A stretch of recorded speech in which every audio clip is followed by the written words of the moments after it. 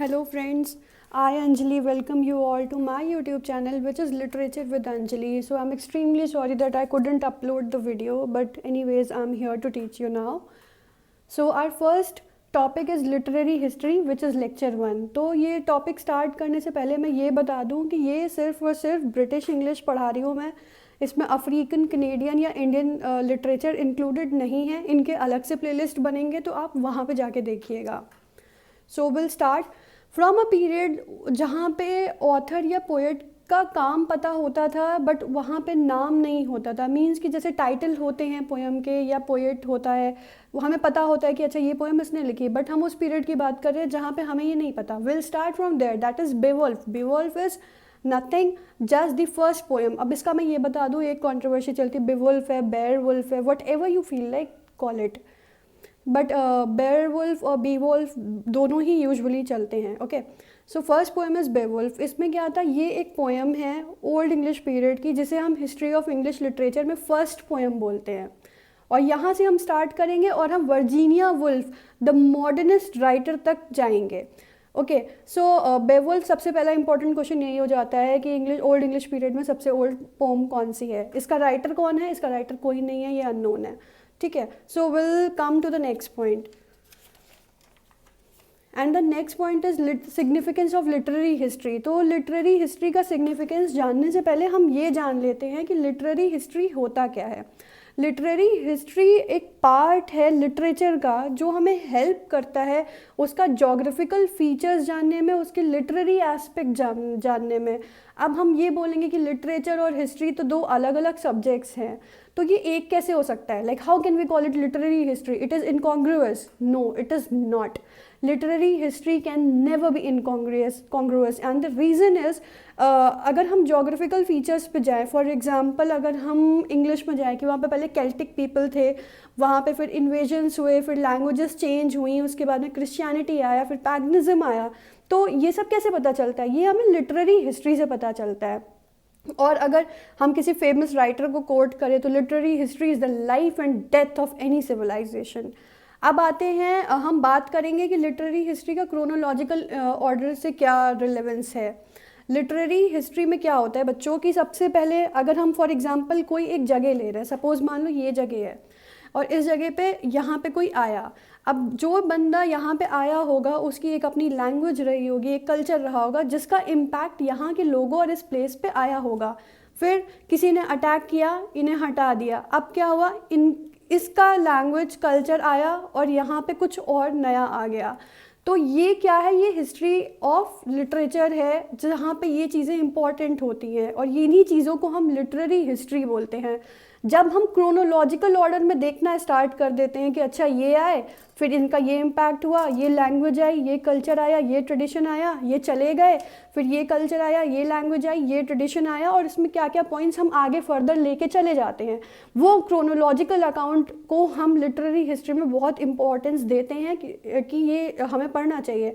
सो इसलिए ये chronological order important हो जाता है क्योंकि ये हमें फ्यूचर में हमें एक फैक्चुअल डेटा प्रोवाइड करता है सारे चीज़ों का कि ये हुआ, ये हुआ, ये हुआ। Basically it gives chronological account of books and authors कि कब कौन सी बुक लिखी गई, कब कौन से कल्चर से मोटिवेट हुआ। So basically this is all about chronological order.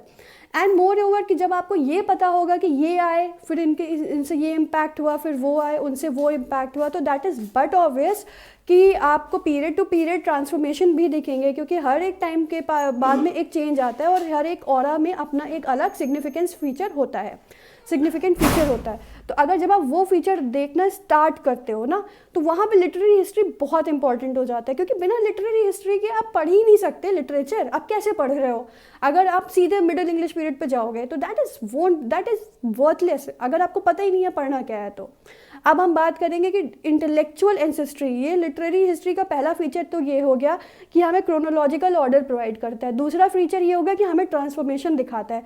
तीसरा है ये इंटेलेक्चुअल एंसेस्ट्री प्रोवाइड करता है। इंटेलेक्चुअल एंसेस्ट्री क्या, जैसे मैं अभी तक बोलती आई हूँ कि बेसिक या पास्ट की डिटेल्स हमें देता है, जो इंपॉर्टेंट फीचर्स है, कहाँ पे चेंजेस आए, कैसे चेंजेस आए, हमें वो सब प्रोवाइड कराता है। जैसे कब कौन आया, कहाँ पे राइज हुआ, कौन डिफीट हुआ, इसके बाद कौन आया, उसके पहले कौन आया, क्या कल्चर था, क्या ऑथर का नेशन था, उससे कितना इम्पैक्ट आया, ये सब कहलाता है इंटेलेक्चुअल एंसेस्ट्री। और इसको पढ़ने से ना हमें एक कॉन्टिन्यूटी पता चलती है कि इस पीरियड में ये हुआ, नेक्स्ट पीरियड में ये आए, बीच में ऐसे ऐसे हुआ। तो ये हिस्ट्री पढ़ने में हमें बहुत क्लैरिफाई कर देता है चीज़ें। और जब हमें ये पता होता है ना, हम क्रिटिकली बहुत अच्छा एनालिसिस करते हैं, अच्छा ये हुआ तो ये हुआ, ये चेंजेस हुए, ओके।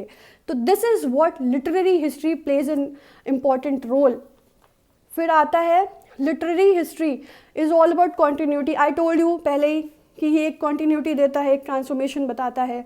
उसके बाद में जैसे कि अगर हम बात कर ले, अगर मतलब एक मैं छोटा सा एग्जांपल आपको दूं कि कैसे लिटरेरी हिस्ट्री को हम बताएं, नहीं समझ में आया ये सब फालतू की बकवास, तो अगर हम ओल्ड इंग्लिश पीरियड से ही एक एग्जांपल उठा लें।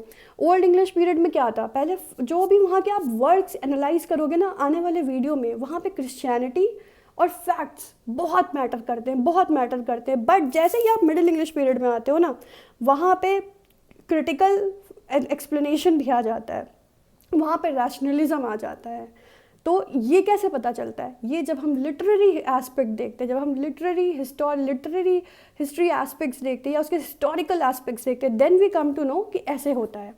फिर आते हैं literary tradition. Literary tradition is also important, like how you can say literary tradition is also important, और how we can know what is literary tradition. Literary tradition is nothing, ये literary history is nothing, it just about a community. अगर हम literary history की बात कर रहे हैं, जैसे किसी ने बोला लिटरेरी हिस्ट्री, खुद ब खुद समझ जाओ कि ये एक पर्टिकुलर कम्युनिटी की बात करने वाले हैं। अब जब पर्टिकुलर कम्युनिटी की बात होगी तो उसमें उसकी लैंग्वेज की बात होगी, उसके ट्रेडिशन की बात होगी, उसके माइग्रेशंस की बात होगी, उसके सक्सेसर्स की बात होगी, उसके प्रेडिसेसर्स की बात होगी, उसकी कम्युनिटी की बात होगी, उसके डिफीट की बात होगी। और जब इन सब की बात होगी तो हम अपना दिमाग लगाएंगे और हम क्रिटिकल एनालिसिस करेंगे कि कैसे क्या चेंजेस आए, जो कि बहुत बहुत इंपॉर्टेंट हो जाता है किसी भी टेक्स्ट या एरा को पढ़ने के लिए। अब आते हैं कि सपोज करो आपके एग्जाम्पल, आपके सामने कोई ऑथर, पोएट कोई भी है, ठीक है। अब हमें क्या पढ़ना है हमें पता ही नहीं होता। जो एग्ज़ाम पॉइंट ऑफ व्यू से इंपॉर्टेंट होता है, कोई भी एग्जाम हो, कॉम्पिटिटिव एग्जाम हो, कॉलेज एग्जाम हो, यूनिवर्सिटी एग्जाम हो, वो हर चीज़ के लिए इंपॉर्टेंट हो जाता है। ऑथर को इन्फ्लुएंस किसने किया, हाउ ही स्टार्टेड राइटिंग, क्योंकि जब आप हाउ ही स्टार्टेड राइटिंग आपको पता होता है तो आप ये एक अनुमान लगा सकते हो, एक आप अपना एनालिसिस ले सकते हो कि ये इससे इन्फ्लुएंस हुआ। तो ये कैरेक्टरिस्टिक फीचर इसके काम में मिलेंगे।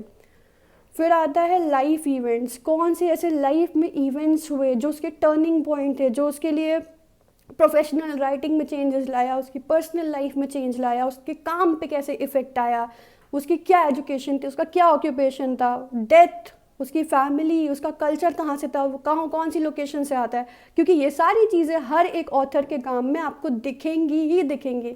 और जब आपको ये पता होगा कि ऑथर का बैकग्राउंड पता होगा, इससे आप उसके काम में भी गेस कर सकते हो, ठीक है। फिर आते हैं टेक्स्ट। अब हमारे सामने टेक्स्ट होता है, कोई भी टेक्स्ट की बात कर लो, कोई भी पोम है, प्रोज है, नॉवल है, ड्रामा है, हमें देखना क्या है, उस टेक्स्ट को पढ़ना क्या है। टेक्स्ट को सिर्फ रीड नहीं करना है, टेक्स्ट के अंदर की चीज़ें जाननी है, जैसे कि उसकी इंटरटेक्चुअलिटी क्या है, उसकी सेटिंग प्लेस कहाँ का प्लॉट है, क्या कैरेक्टराइजेशन है, क्या थीम है, क्या मोटिव है, और उसके बाद में कैसा नरेशन है, उसका कैसा स्टाइल है, कौन से टेक्निक्स यूज़ हुए, कौन से जॉनर से आता है। ये सारी चीज़ें हमें हर एक टेक्स्ट में देखनी है, क्योंकि यही चीज़ें हैं जो हमें पढ़नी है।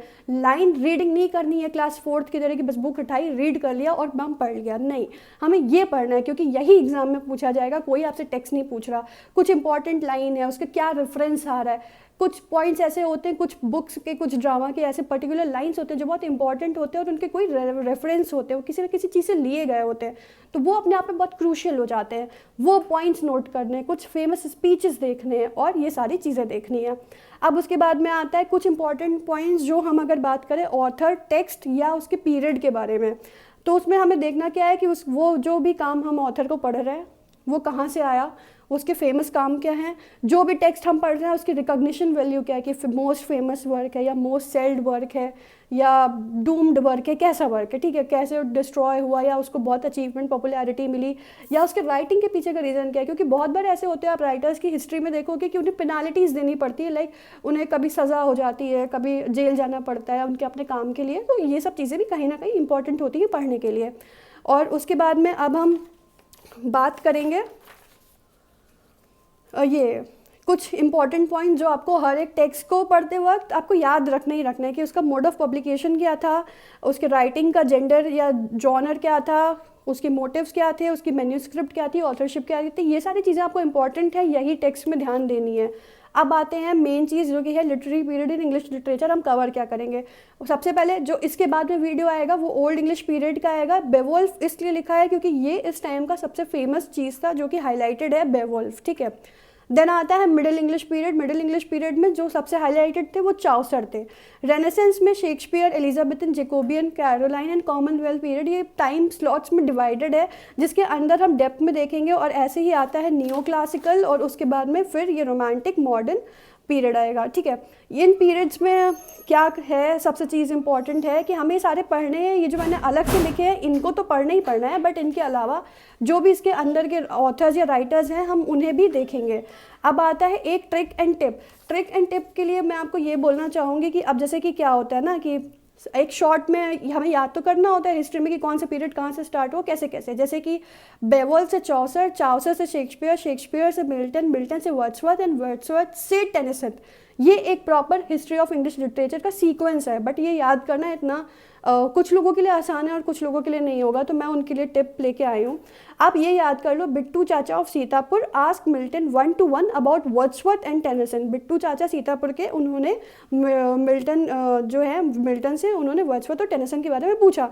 अब B is for Beowulf, C is for Chaucer, S is for Shakespeare, Milton, Wordsworth and Tennyson. तो अब आपको ये याद हो जाएगा कि अच्छा अच्छा ये क्रोनोलॉजिकल ऑर्डर है, और आप इस क्रोनोलॉजिकल ऑर्डर में पढ़ते जाओगे, आपको ट्रांजिशन दिखेंगे, ट्रांसफॉर्मेशन दिखेंगे, और आप क्रिटिकली इवैल्यूएट कर सकते हो। तो अभी के लिए इतना ही, अब नेक्स्ट वीडियो में मिलते हैं। Thank you so much. अगर वीडियो अच्छा लगा हो तो like, share, subscribe and share. और अगर आपको कोई डाउट है या कोई प्रॉब्लम है तो आप मुझे इंस्टाग्राम पे मैसेज करके पूछ सकते हो। मैं लाइव वीडियो में आऊँगी, वो मैं आपको बता दूँगी। और अगर आपको PDF चाहिए या बुक चाहिए तो उसके लिए आप मेल कर देना literaturewithanjali@gmail.com पे। And till then thank you so much, bye, good night.